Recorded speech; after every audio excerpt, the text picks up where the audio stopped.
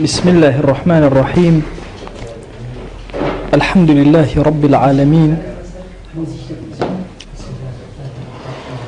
والصلاة والسلام على خير خلق الله محمد وعلى آله وأصحابه الكرام وتابعيهم بإحسان إلى يوم الدين. لخزمة كتابنا يابي مفردات راغب أصفهاني جيشنا وشيء إثم بيشوي بسم سر إثم الله كبرى شو بو يابان الله هوالي شوينه كي برسي بيان ودوتيان هر چارەکە ڕێک ئەبێ بەس ئەگەر سبەینی ئەم ئاانە گەیشتی ئەوە زوو گەیشتی چیە ئەمە سبەینی ئەم ئاانە بگەی زوو گەیشتی مادەم چارەکە ڕێوە وا بە 20 دقیقە گەیشت ئەڵێ هەر تۆزێ لەو نەفەرێکی ئەم قسەی پێوە تێپەڕی گوڵێکی بینی زۆر سەرنجڕاکێشە بڕێ بە دیاریەوە وەسە هەیکەلێکی بینی وەسە ماڵێکی سەیری بینی مەتحەفێکی بینی ئەڵێ کاتێکی بە خۆزانی سبەی ئەو ئانەی هاتوو بەسەر هێشتا نیوەی ڕێ بڕێو ئەمە پێ ئەوترێکی ئەو شتانەی کە ئینسان ڕائەگرن قورسی ئەکەن تەممەڵی ئەکەن قەرارە لە چەند ڕۆژێکی کەما مەسەلەن من شتێکی زۆر گەورە مەسەلەن کتێبێکی گەورە بنووسم شتێکی وردە لێرەوە وردە لێرەوە وردە لێ دەی کاتێک بە خۆتە زانی کاتەکە ڕۆشت و هیچی شوێ نەکرد ئەمری شەروە ئیثم بەچی ئەوتێ بۆ شتانەی کە ئینسان قورسەکەن ئەو شتانەی کە ئینسان خاوەکەنەوە ئەو شتانەی کە ئینسان ڕائەگرن ناهێڵن تووشی ثەوابی گەورەوە بێ ئەوانە پێیانوتە ئیثم ئەسڵی ئەم وشەیە لەوە هاتووە بۆیە ئەمیش ئەفەرمێ الإثم والأثام اسم للأفعال المبطئة عن الثواب ناوێکە بۆ ئەو کردەوانەی کە ئینسان بەطیء ئەکەن سستی ئەکەن لاوازی ئەکەن هێواشی ئەکەنەوە لەوەی کە بە ثەواب بکە وجمعه آثام جمع إثم بريتيل آثام ولتضمنه لمعنى البطء قال الشاعر لبر أوي وشي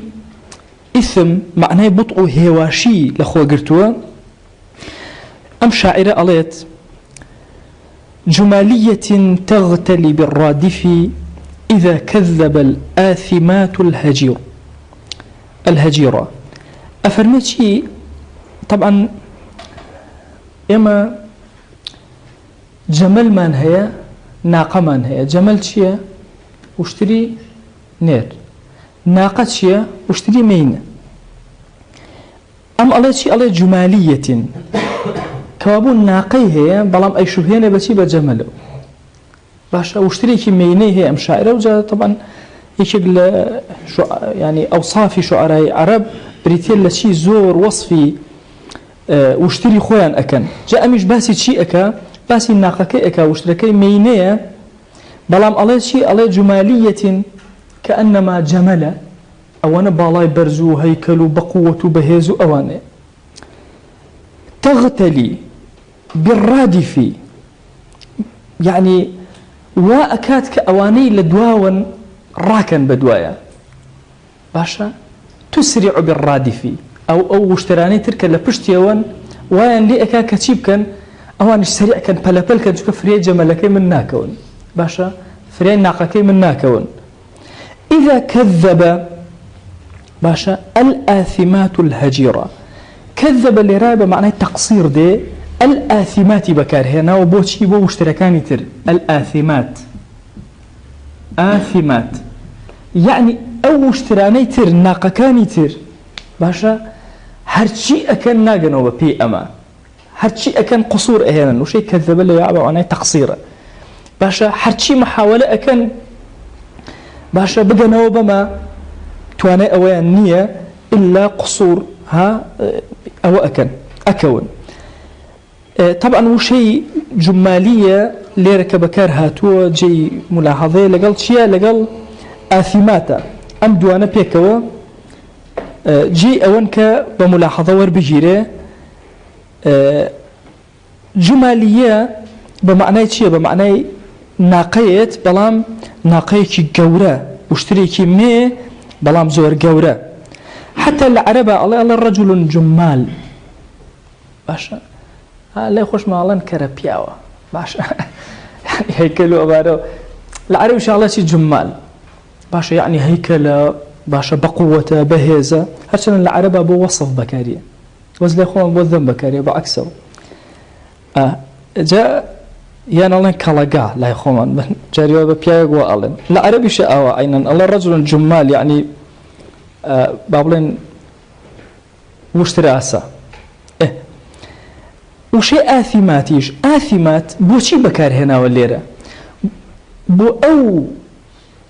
وشترانەی بەکارهێناوە کە بە چاو ئەمەی ئەمە بەطیئن کابوو وشەی ئیثم بۆچی بۆ بوتڵ بەکاریە نەرم هێواش باشە ئاثیماتی بۆ بەکارهێناون ئەم شاعرە ئیتر بۆتە مەثەلێک لە زۆرێک لە کتێبەکانی لوغا ئەم شاعرە دووبارە ئەبێتەوە مەبەست پێ چییە وشەی ئاثیماتە کە بۆچی بەکارهاتووە بۆ ئەو وشترانە بەکارهاتووە کە بوتڵیان هەیە کە هێواش باش ناتوان بڕۆن طبعا حتما لە ڕۆیشتنا جەمەل زۆر بەهێزترە زۆر زیاتر ئەڕوا زۆر بەسەبرترە باڵای زۆر بەرزترە باشە لە چی لە ناقەکە ئەڵێ ئەمەی من هاوێنەی جەمەلەکان وایە ئەوانی هەموو بەجێ هێشتووە ئەوان بوونەتە ئاثیمات خۆی گەورە لە قورئانە ئەفەرمێ فيهما إثم كبير ومنافع للناس باسی خەمر و مەیسیر ئەکا قمار و عراق فيهما إثم كبير باشا إثم كبير إثم بمعنى شيء يعني يبطئ الناس عن العمل الخير عن الثواب بەڵام چۆن وەستان يعني چۆن ئیثمێک چۆن ڕاگرتنێک چۆن سستکردنێکی بەهێز يعني تەواو ئینسان سستەکە باشە ئەی تەناولهما إبطاء عن الخيرات بەکارهێنانی ئەمانە قمار یان ئاراغەکان باشە بریتە لە چی ئەوەی ئینسان لە خەیرات خواردنەوەیان باشە ئەوە بوون ئالوودەبوون پێوەیان وا لێ ئەکا لە ئینسان إبطاء شي تواو سستي أكا عن الخيرات وقد أثم إثما وأثاما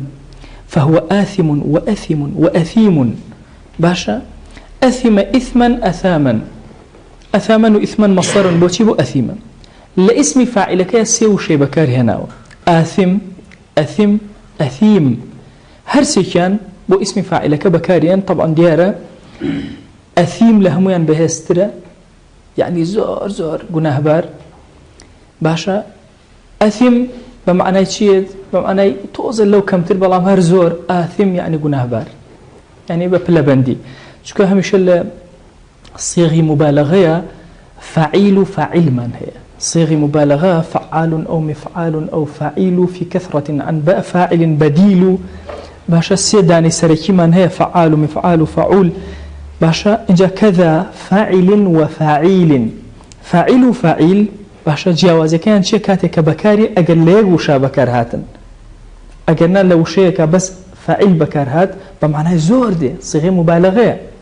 باشا بس أجر هردو كان بكار هات أو فاعلك كم ترى فاعلك زورة أسليرك آثم يعني شيء ونهبار باشا أثم يعني شيء أثم يعني زور ونهبار باش أثيم بياء يعني شيء كحرفك زيادك يعني زور گناهبار باشا أمس وشي هرسي كاني بكار هنا أبو اسم فاعلك الله وتأثم خرج من إثمه باشا كاتك عليه تأثم فلان يعني خرج من إثمه لجناهك درجو كقولهم تحوب وتحرج يعني خرج من حوبه وحرجه باشا إما دوشت من هي أثيم من هي باشا لقلت شيء تأثم بابي تأثم بو أمي زياتر أوكر تأثم دو معنى هي يان خوي تاوان باركرت بيوت تأثم بابي تفعل باشا يان خرج باشا خرج عن الإثم علي ليرة بكام معنى يندي بمعنى خروج كده هرشون علي تحوب يعني تحرج يعني خرج من حوبه كابرا مثلا حوب يعني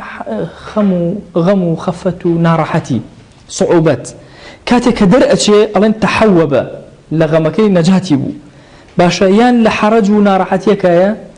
إحراج كراوة علي تحرج باشا لنارحتي كدرشو أي ضيقه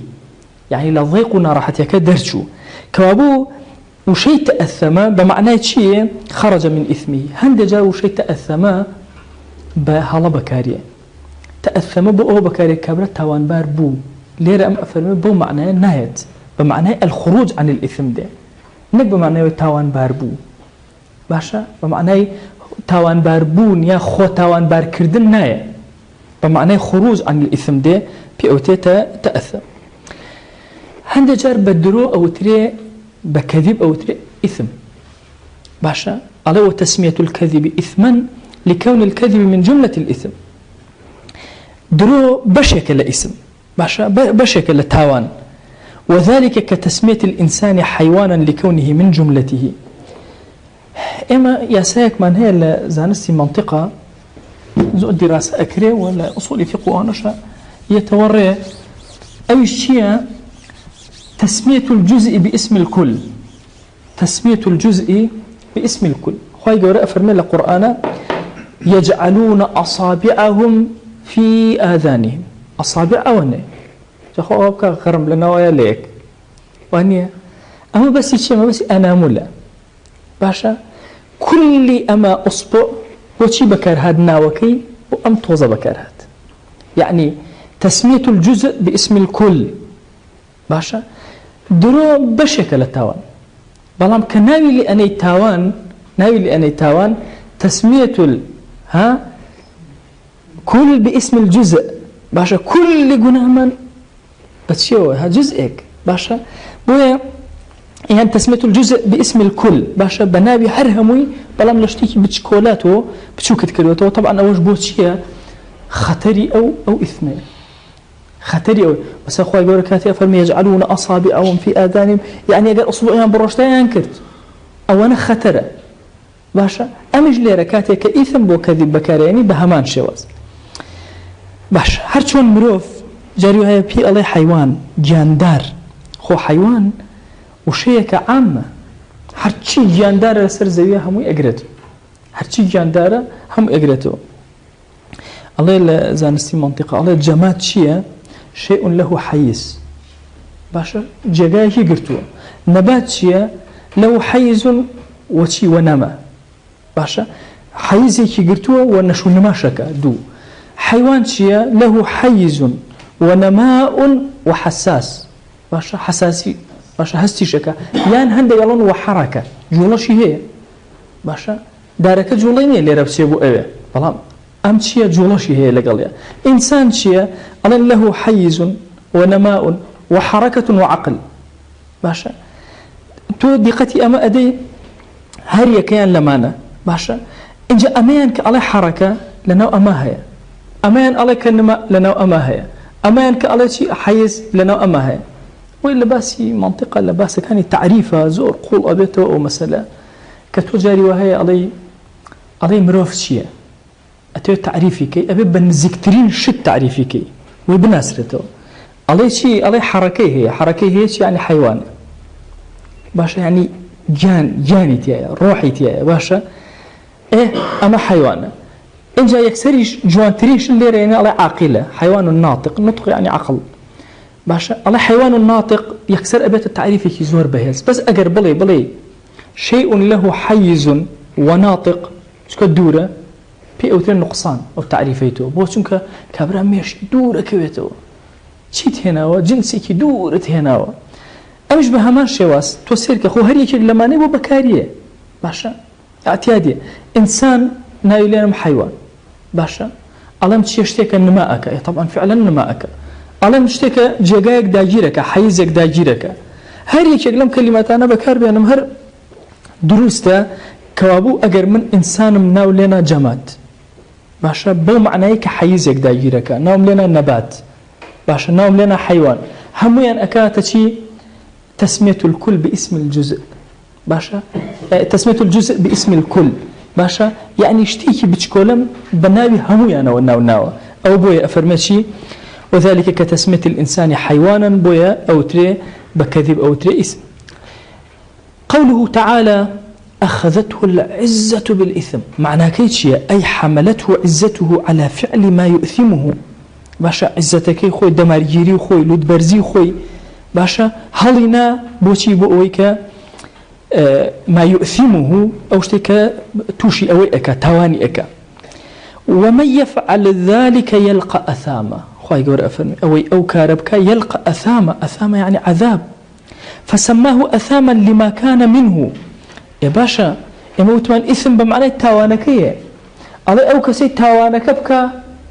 تاوانك أوانا يلقى أثاما أقاد بعذاب عقاب بو أثام باعتبار النتيجة لبروي السبب بوي باشا لبروي السبب بوي بناوي سببك وناولين راوا كأنما لبروي جناه سبب بو عذاب ما ناولينا شي باشا ناوم لنا أثام وذلك كتسمية النبات والشحم ندى باشا بدار أو ترين ندى بشحم بيو أو ترين ندى باشا تشوري حيوان شحم لما كان منه أأمدوانا هردوكان تشحم تنباتك باشا كأنما لتشين لندان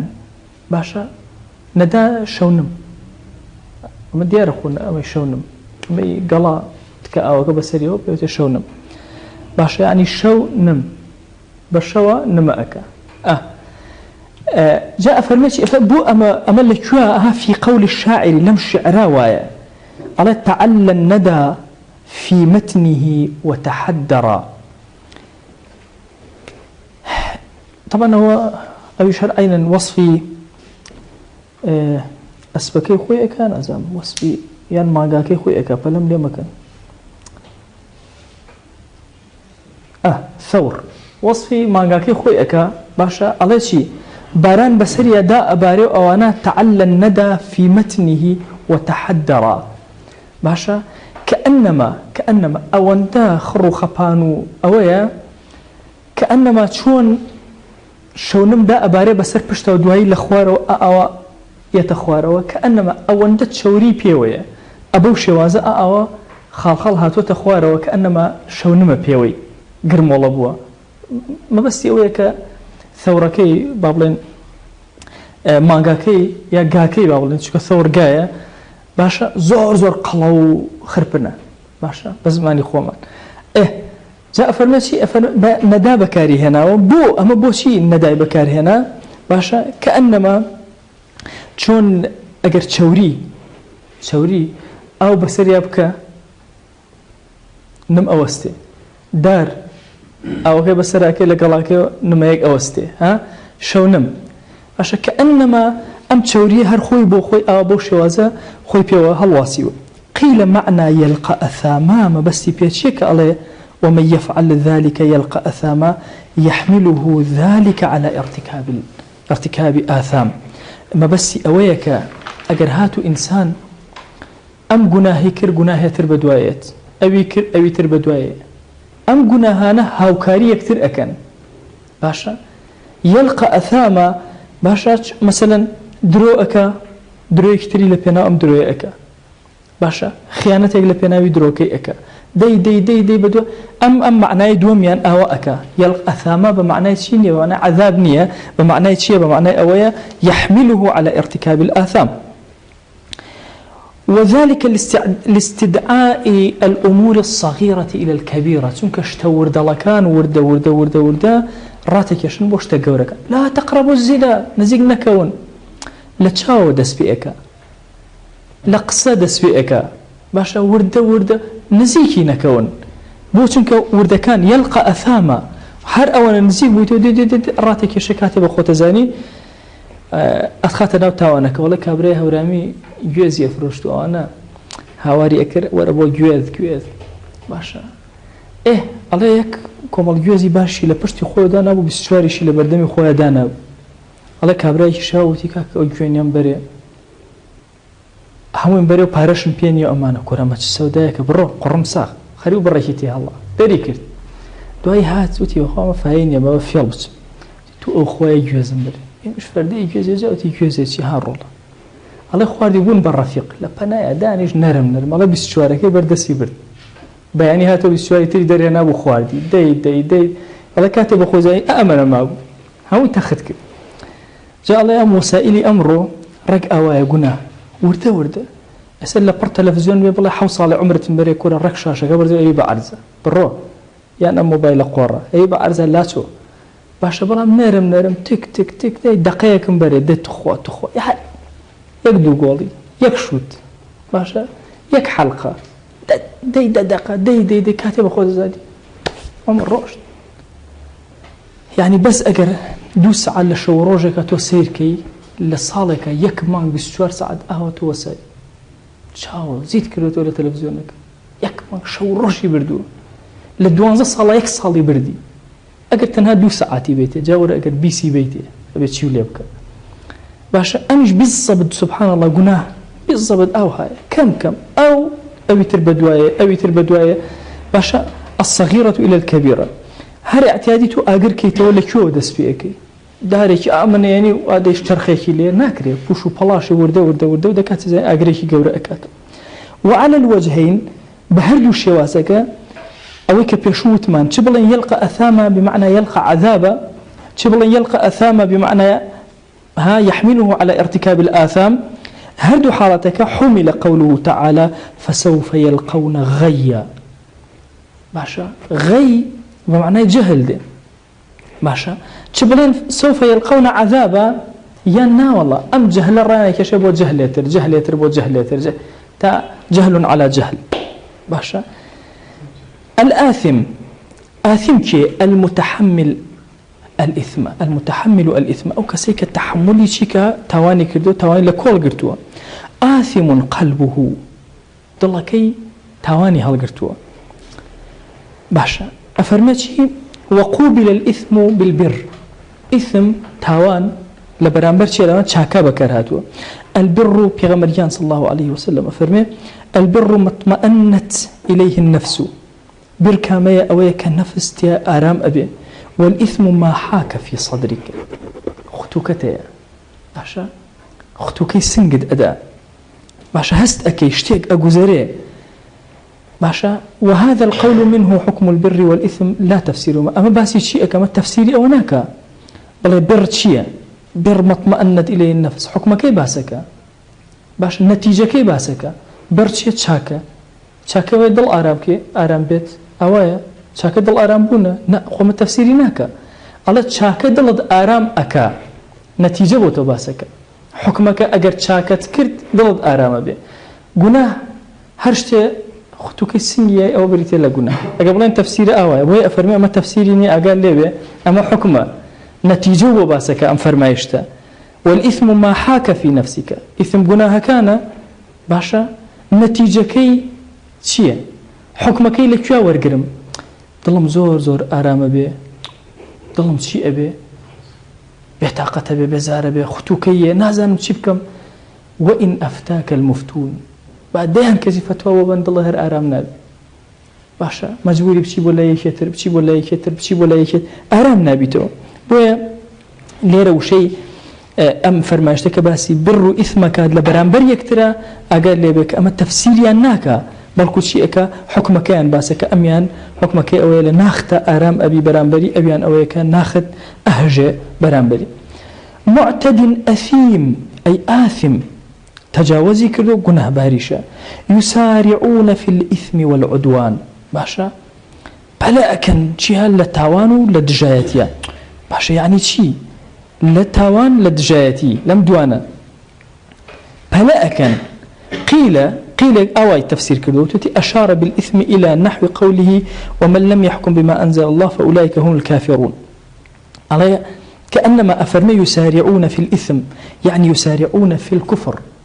في الحكم بغير ما أنزل الله بلا أكن بوي كاميان زياتر حكم إخوة بيشيلك عدوان ومن لم يحكم بما أنزل الله فأولئك هم الظالمون لكن هو الظلم لا يكتر أكن كاو دوشتا ليرة إثم بمعنى كفر هاتوا كاتك أفرمي لسر أو الرأية أجنا مفسري ترهن آراي تريان هي كاتك أفرمي يسارعون في الإثم والعدوان يعني يسارعون في الكفر والظلم راك دقيقا تعبيرك أوك لكفر وخرابكاري باشا أو لعدوان وظلم زيادة الرأي برامبربا يكتري لهردو كان بلا أكنتيا فالإثم أعم من العدوان جاء إثم قورترة لدجايتي كردن باشا كابو إثم الإثم بەشێک لە بەشەکانی الظلم بەشێک لە بەشەکانی بریتە لە ظلم باشە ظلم بە معنای تعدى لە غێر ئەگەرنا ظلم ئەگەر زۆر وردیکەیتەوە هەرچی گوناها ئەیگرێتەوە ظلم ئینسان لە نەفسی خۆی هەرچی گوناهێک بەرامبەر بە خۆی بیکە ئەیگرێتەوە بەرامبەر بەخوا هەرچی کوفر و شیرکە ئەیگرێتەوە بەرامبەر بە خەڵقی خوا يعني ئەکرێ ظلمیش بە گەورە سیر بکرێ بەڵام لێرە ئەوەندەی کە مەبەستە ئیثم ئەعەمترە گەورەترە لە وشەی عودوان باشە کە بە معنای ظلم دێ چونکە عودوانەکە بە معنای تەجاوزکردنە لە کەسێکەوە بۆ کەسێکی تر باشە وشەیەکی تر لە وشەکان وشەی ئەجەیە ئەجە لە قورئانە وشەی چی ئەجە ئەجە لە قورئانە هاتووە هذا عذب فرات وهذا ملح أجاج دو أو لبنايك بينهما برزخ لا يبغيان پردەیەک لە نێوانە ئێوە نایبینن باشە لێرە ئاوێکی فرات ساز ئاوێکی چی ملح أجاج يعني خوێک نفرمو مالح خوای گەورە فەرموو چی وهذا ملح أبوي بيتا مالح يعني أوكي سويرة على هر سوير روت باشا هر خوي أوك خوي باشا نالي سويرة على خوي ملح شكا مصدري بكاري هنا لجي شيء لجي اسم فاعلة إن جاء فرمي أجاج يعني لقل سويريا كيا برو طالي روشتو يك دوش برجينر بوا طبعا سويريا أخوي جاري وهي زمان أبرجينه باشا أجاج أو معناي هي لتشي وهاتوا أجيج النار باشا أجيج النار بمعناي كلبيت كلبة أجر ملاحظيش كلبة كان نمونيش كلبة بين بيشاي خود باشا غازك كردوتوا وسجى طاقة كي بم اشتقورة شي بيانا كره شرخك باشا كره شخارتج نما زين باشا طاق إنجا لبر بوم بلطيق أكوانية أورك بيوتي كلبة لبر أجر زوريشة ها حتى غازك زورتر بزورتر أو كلبة باشا ريك أجيج النار وأجتها بمعنى كلكية قد أجت باشا كلبيكر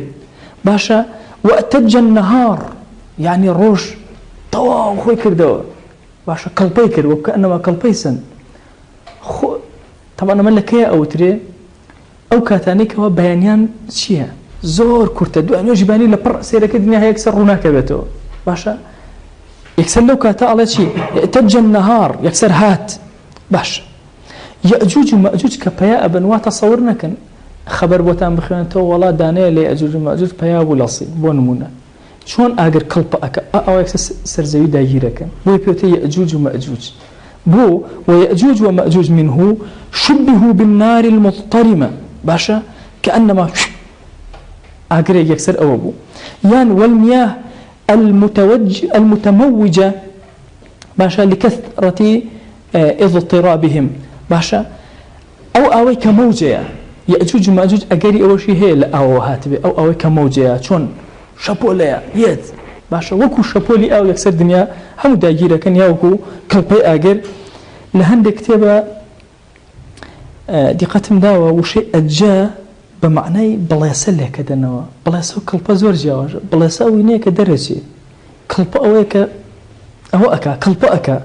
باشا يعني يكسر دايرك إن جاء أفرمي طبعا ليرك أفرمي ملح أجاج كأنما أم خويتي ملوحتك تيايا أجا كلبي كردو هموي كردو تو سوتينريك تيايا أجا طاليك تيايا أجا طبعا نسيم مثلا كالين آويكي طال چیه تپیش چاومن طبيعي أوي تپیش چاومن كأي خوي تولى السويريا طال بوا خوي بتوانا باشا نصا شيرزات بس أول تاني أكر كروشتبو دولي أفريقيا وأنا سفري شي كردبو أي مانسا جورتين كيش اللي بريتيا لشي أيو خلقي مسيحي أبيني اللي أفرتي مسيحي تبشيرة كان مسيحيات بالله كانوا أيو دبي أو بقول يعني بقطر إخوان أبوي زياتر بركة تبشيري زياتر كان لولاتان ئەو کێشە لەوێ چییە؟ ئەو ئێستا ئەگەر من بڵێم ئاوەکە سوێرە، ئەو تۆڵە جاقی چیەکە؟ ئەو شروعی خۆمان ڕێک چۆنە شروع؟ بێزەبت ئاویان ئاوهایە، ئەوان ئاعتی ئادی ئەی خۆنەوە، ئەو تۆ یەک قەترەشە پێ ناخورێ، ئەو تا کوێ بڕۆ ئەی بڕێ، جا ئەو تۆ تووشی نەخۆشییاوە بە پەلە هاتەوە، فریاو نەکەوە گەشتەکەی تاواکە، ئەو زۆر زەحمەت. ئیتر دوای کۆمەڵە موسڵمان لە یەکێک لەو محوەرانە توانیان بیرێکی زۆر گەورە لێ بدەن، مزگەوت بکەنەوە بە ناوی سەلاحەدینەوە. ئەو کاتان نازانم مەگەر بینێبێتان لە تەلەڤیزیۆنەوەش باس بخواسێکی ئەو بابەتەی کرد بە درێژی. مەبەستەکەم چییە؟ کاتێک کە باسی میلح و ئوجاجەکەی تۆ یەکسەر چیەتە پێشچاوت ئەڵێ وەڵا ئاوێک ها مەسەلەن سوێر زۆر سوێر تاڵ بوو بێ، شروع نایەتە پێشچاوە، جا وەرە تۆ شروع بێتە پێشچاوە، شروعێکی چی؟ تاڵ، سوێر، تیژ، بڕەر، باشە خستیش وەکو چی وەکو شروع، وەرە ئەمە بێتە پێشچاوت. بۆی ئەفەرمێ چی؟ وهذا ملح، هەر خوێیەکی ڕوت لەگەڵ ئەوەشە ئوجاج، باشە کە ئەنەمە ئەم خوێیە انتشاری کردو بەسەر چیە؟ بەسەر هەموو بەحرێک. وأج الظليم، طبعا وشيء الظليم بمعنى مظلوم دي، بمعنى ظالم دي، بمعنى نيرين نعاميات. خوان بيقول شي وشتر مل، يعني وشتر مرخ وشتر مل لكردية أو فارسية، وشتر مل باشا يعني مليشة وشتريشة جاور ليتيبو. إن جاء الله أج الظليم إذا عدا أجيجا تشبيها بأجيج النار، كاتك ظلم بلاو أبيت ولا شينك عليه شيء أج الظليم، كلمة عربية يعني شيء انتشر، باشا شون أجر بلاسة سنة أما بلاسة كر هم منطقة كي دايجير كر، باشا أوش وشيء أجا. صلى الله على سيدنا محمد وعلى آله وصحبه وسلم. خايك أقول لجناه يمني شوي وجوبه وبركات بسر ما نباري وفيري القرآن إن شاء الله.